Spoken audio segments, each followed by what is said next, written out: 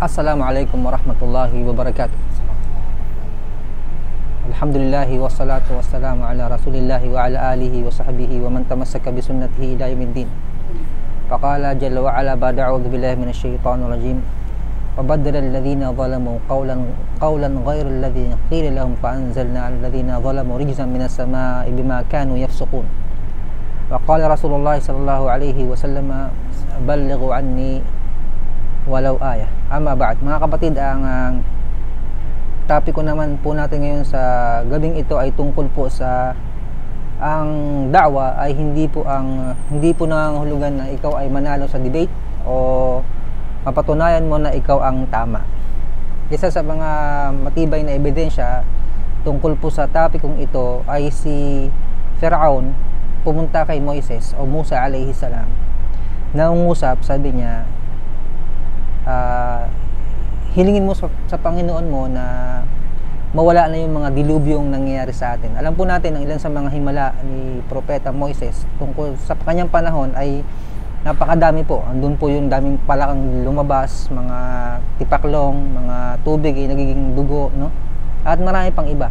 At ang mga dilubyong ito ay naramdaman lahat ng mga tao sa panahon na iyon. At maging si Moises o maging si Firaun pumunta kay Moises, sabi niya, hiling mo sa iyong Panginoon na mawala na yung mga pagsubok na ito dahil maniniwala na kami.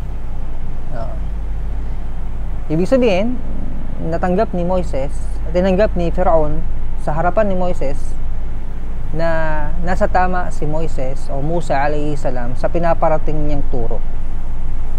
Pero sa kabila ng banda, ang mga taong iyon ay hindi pa rin nanampalataya pagkatapos na mahupa o malisan ang mga pagsubok na dumating sa kanilang mga buhay.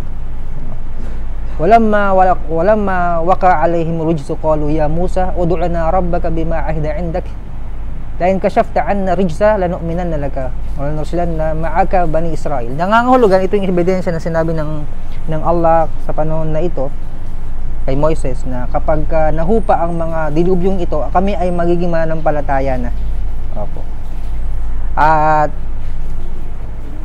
sabi din ng Allah sa banal na Quran, Rabbana kshif 'anna al-'adhaba inna mu'minun. At kapag humupa na ang mga pagsubok na ito at ang mga parusang ito, kami ay magiging mananampalataya na. Nangangahulugan, isa ito sa mga matibay na ebidensya na ang mapatunayan mong ikaw ay tama ay hindi po sapat. Opo. Dahil kung sapat na sana na napatunayan niya na siya ang tama dahil nawala ang mga dilubyong iyon, dapat tapos na po ang dawa, ang pagpaparating ng Islam o pagpaparating ng katotohanan. Pero tuloy-tuloy pa din ang kanilang pagpaparating ng katotohanan hanggang sila ay nakaligtas sa dagat, sinasabi niyo. Ayun po yung maliit na buod ng kwento tungkol po sa ebidensyang ating pinaparating. At isa pa sa patunay na sinabi ni Abraham sa kanyang tatay, kung mababalikan po natin yung kwento na iyon, idh qala li abihi ya abati lima ta'budu ma la yasma'u wa la yubsiru wa la yughni 'anka shay'a. Sabi niya sa kanyang tatay, ya abati o aking tatay, bakit sinasamba mo yung hindi nakaririnig at hindi nakakakita at hindi nagkakaroon sa iyo ng magandang epekto.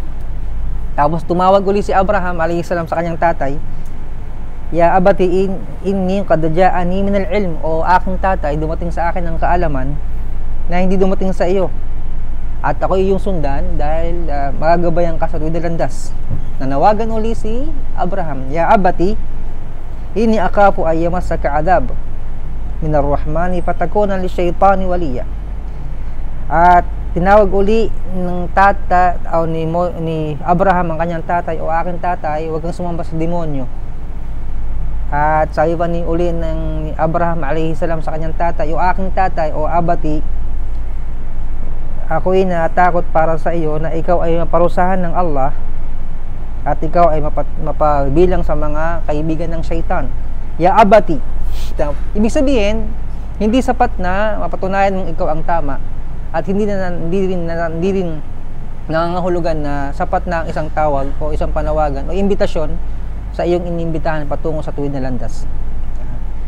Kaya mga kapatid, mapupulot nating aral doon na hindi po pala sapat na mapatunayan mo ikaw ang tama o manalo ka sa debate. Pero ang pagpaparating ng Islam, ito po ay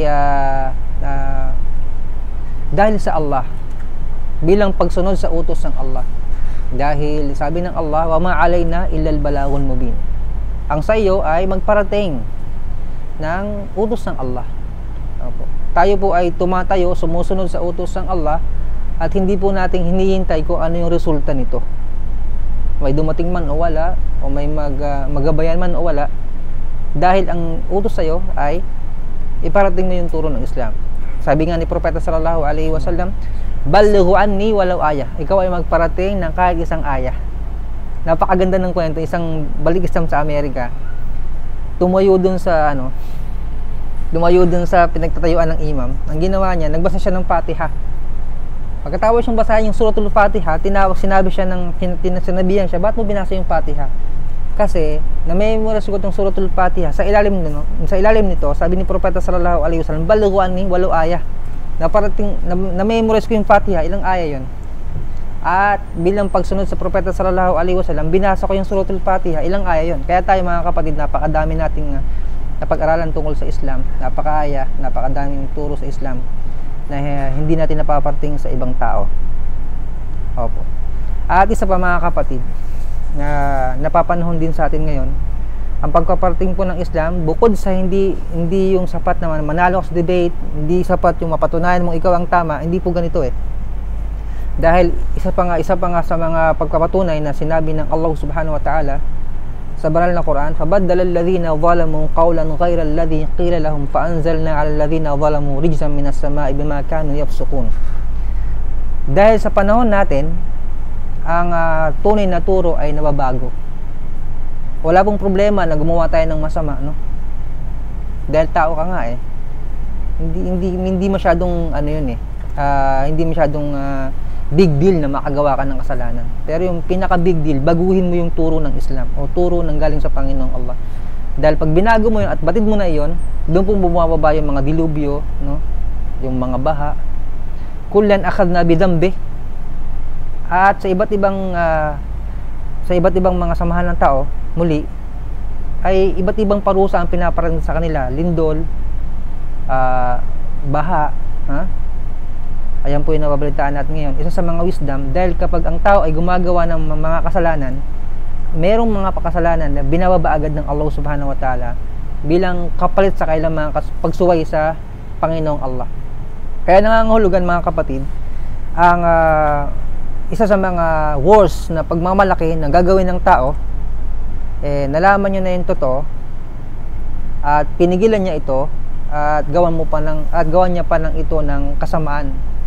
Ibig sabihin, pinakamatinding pagmamalaki na gagawin ng tao, napatunayan niya sa kanyang sarili na siya ay nasa mali, pero sinalungat niya pa ito at ginawan pa ng masama yung mga gumagawa ng kabutihan. Mga kapatid, muli ang topic ko natin ay tungkol po sa hindi po sapat na mapatunayan mo ikaw ang tama at ikaw ay manalo sa debate upang masabing ikaw ay nagpaparating ng turo ng Islam. Alhamdulillahi Rabbil Alamin. Assalamualaikum warahmatullahi wabarakatuh.